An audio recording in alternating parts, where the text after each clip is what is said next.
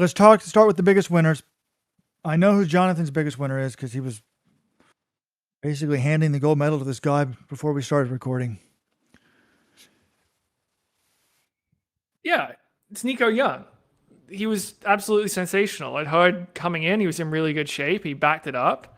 And there's a thread on the message board saying Grant Fisher dodges Nico Young, which, no, come on. Grant said afterwards he was dealing with a hamstring issue coming in, flared up a little bit in the warm up. He didn't want to take a risk. But there are people debating, what does this mean? And there is one camp that's saying, okay, he closed really well, but this was an 801 race. Fisher wasn't in it. You know, some of the very best guys in the world weren't in it. And Ethan Strand, even in a faster race at NCAA indoors, closed faster. He ran 25 something for his last 200 compared to. Sorry, they both closed in 25. Nico was 25.6 for his last 200, but Strand was 25.39 when he won NCAA indoors, and the winning time there was 7:52. So, it was good, but he's not like earth shattering or like, changing the paradigm of the whole event. And then there's another camp that's saying, no, Nico was absolutely sensational. He ran his last 1K in 2:20.67, his last 200 in 25:61, and then his last 100 in 12.52. And they're thinking this guy is a major player in the 5K, potential world championship medalist down the line, maybe as soon as this year. And I lean more towards that latter camp of thinking this guy is going to be a player and he's going to be a factor. And it's because, okay, I know it was a 3K and not a 5K.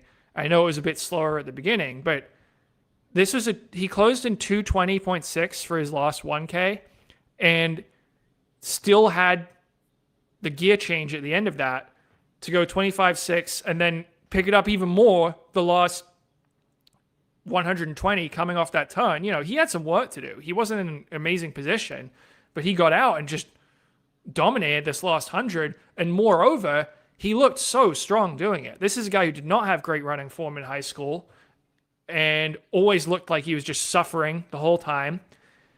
And Mike Smith, the last 4 or 5 years at NAU, has really put effort into rebuilding that film to making him stronger. And that last 100 in Philly was the strongest I've ever seen him. So I came away from that race really impressed. And I think he has what it takes to be a medalist one day in the 5K, perhaps as soon as this year. It wouldn't stun me. Okay, a few things.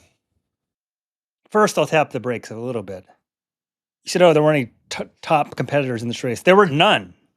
I mean, Reynold Quimoy got second at the Olympics last year. He's done nothing since then. But like Sam Gilman, who actually, didn't I say he might win World Indoors at one point during that race? Had a good kick. Was second in this race. So it's not the greatest field. It's not that fast of a race. But on the other side of the coin, you guys need to be Supporters Club members. If you didn't hear this, you want a second podcast every week, join our Supporters Club, letsrun.com/subscribe. You get a bonus podcast every week. It's great. We recorded that. John was very favorable on Nico Young. And then John essentially was saying us, that he had heard from a source who should know these things, that Nico Young was ready to go. So I was watching him. He was just biding his time in his race. And I'm like, wait, where's this Nico Young going to be? He's not crushing these guys. And then he just destroyed him the final 100. And you haven't seen that before, even versus what do you want to call this, a fledgling pro field? Well, I mean, we had the guys who were third and fourth at World Indoors. I know World Indoors was missing some of the guys, but like Kai Robinson and Sam Gilman were running well indoors. Look, Kenya's terrible now with the 5,000. We just didn't have the Ethiopians. But Nico destroyed these guys. 0.67 all in the last 100. It was extremely impressive. Our sports gambling guy that wins hundreds of thousands of dollars a year in the Olympics, he bet Nico Young to win this race straight up with Fisher in it. He had good odds. He had some parlay with Nico, and Addy Wiley was going to pay off like 150 to 1. He's very upset that Addy Wiley ran like an idiot. Anyways, when I talked to him afterwards, I said, hey, you hear Fisher's not in it. What do you think? Because I was thinking the same thing.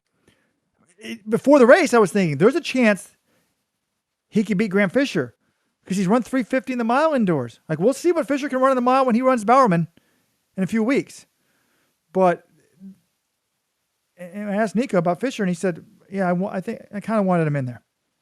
He said it a nice way. He wanted to face Fisher. He wanted to see how he stacked up. We'll get that eventually. So it's not inconceivable to me. How about winners and losers? This win was and Nico's development is a big win for Galen Rupp's legacy. I'm serious. The people I used to say for years, he had no kick. Now he developed a kick, and then Salazar got banned. It seemed extremely suspicious. Nico's showing you can develop a kick. Can we just take a step back and like the 50? What do they say? The 50,000 foot view or the 30,000 foot view? Or I think it's supposed to be 30,000 foot view because as if you're looking out from an airplane, which that's around cruising altitude. Some will get mad that I saw it this way. When I saw this race, admittedly, there's only 2 Kenyans in this race, but they finished next to last and last. You had USA, Australia, Ireland, USA. And none of those USAs were born in Kenya. And I turned to someone in the media zone. I'm like, 25 years ago, when Let's Run was founded, 30 years ago, could you imagine this? And the thought that I had in my head is the U.S. the best 5,000 meter country in the world? Now, some of that may be economics. The Kenyans that aren't going to be, the Kenyans that are probably at the Graham Blanks level, the Ethiopians, are moving straight to the roads because they're better at the marathon. They can run 2:05 in the marathon, and they're getting paid a lot better. They don't have the luxury of big endorsement deals. But think about how wild USA's in the 5,000 is going to be this year. We already have 1, 2, 3, 4, 5 guys under 13 flat this year. But think about how hard the team is going to be to make. You've got Fisher. Let's start with the Olympians from last year. Fisher, Abdelhamid Noor, admittedly, I guess he's been hurt. Graham Blanks, Woody Kincaid, Cooper Tier, Dylan Jacobs. Has anyone heard of someone named Cole Hawker? He told me that he wanted to run the 5,000 at this meet. When they went to the 3, that wouldn't be enough of a workout for him. So he's getting on a plane to run a Diamond League 5,000 in 2 weeks. Like, it's going to be wild. Parker Wolf, 3rd at USA's last year. Ethan Strand. Yeah, I hadn't finished. I had my list. I can't find it. Like, I may have even left out some other names. It's just amazing. Robert, is the US the best country in the world in the 5,000? No, I would say Ethiopia is better. Well, no, their top 4, I mean, are significantly better than probably everybody we have. Here's the crazy thing, though, Robert. When is the last time an Ethiopian man medaled in a global 5,000 meter final? You tell me. Weldon, any guesses? 2019. Solomon Barega was silver, Mukhtar Idris was gold. They were shut out in 2021, 22, 23, and 24. And I think part of that probably is because they kill themselves trying to run on get on the team by running fast times on the Diamond League circuit, and then by the end of the season they're just worn down. Whereas the Americans, you need to get the time, and obviously you need to make the team, but it's just a more elegant selection procedure. They really should have a selection race like a month out in Ethiopia. Because in the past, it's sort of been fastest time, but people will like, oh my God, we have Oslo coming up. They'll go try to throw a fast one in Oslo. Then they're like, oh, I missed that one. Let's go 2 weeks later and, go to whatever the next Diamond League is. But, okay, let's shift this occasion. Afterwards, Robert said to Nico, well, I just heard that I can't believe Cole Hawker's going to Europe to run a 5K. This is great. But you said, what's up, Nico? And he said, I'm heading to Europe. And you said, where are you going? And he's like, I'm not sure I can reveal it. Again, we're talking about why the sport's not popular. Why wouldn't the meet want him revealing it? Like, this is insane. He wasn't sure that he couldn't do it. so I let him off the hook. But like, That's not where I'm trying to go with this. Do you guys think he's going to be in Oslo for the 5K world record race? That's where the 5K is. Like, Graham Blank said he's running Oslo and he's running Paris. Those are the 2 Diamond Leagues coming up. If Nico Young is going to Europe right now and he's in this kind of shape, I'd have to imagine he'd be running Oslo. And I expect him to run. He ran 12:51 indoors after missing some training. So I expect the time in the 12:40s. If he's going over to Europe to run a fast 5K, I think the guy's got to think he's pretty fit.